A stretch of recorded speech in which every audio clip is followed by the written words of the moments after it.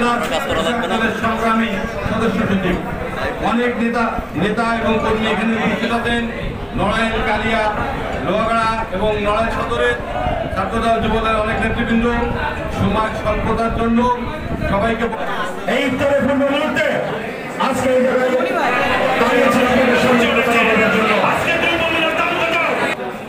গতকাল যশোরের কৃতি সন্তান তরিকুল ইসলামের স্থাপনা করে দেওয়া হয়েছে। আপনারা জানেন যে 1974 সালে ঠিক একই কায়দায় শেখ মুজিবুর এরকম কাজ করেছিল।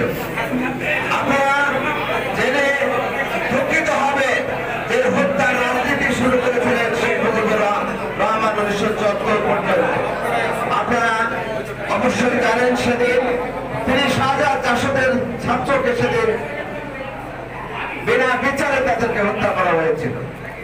সেই সময় ডেপুটি স্পিকার আহমদ আলীকে সংসদে তারা মেরে ফেলে দিয়েছে।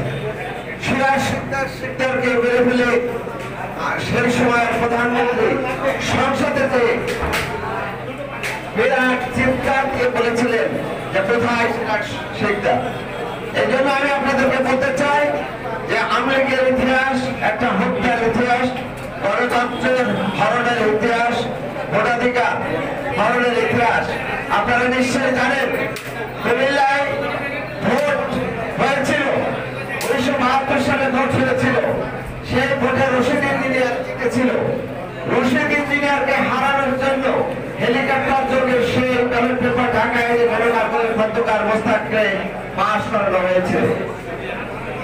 এই পাশকরণের মধ্য দিয়ে ভোটের অধিকার আওয়ামী লীগ সেদিন কেড়ে নিয়েছিলেন। ঠিক একই কায়দায় আজকে বাংলার মানুষের সকল ভোটের অধিকার কেড়ে নেওয়া হয়েছে।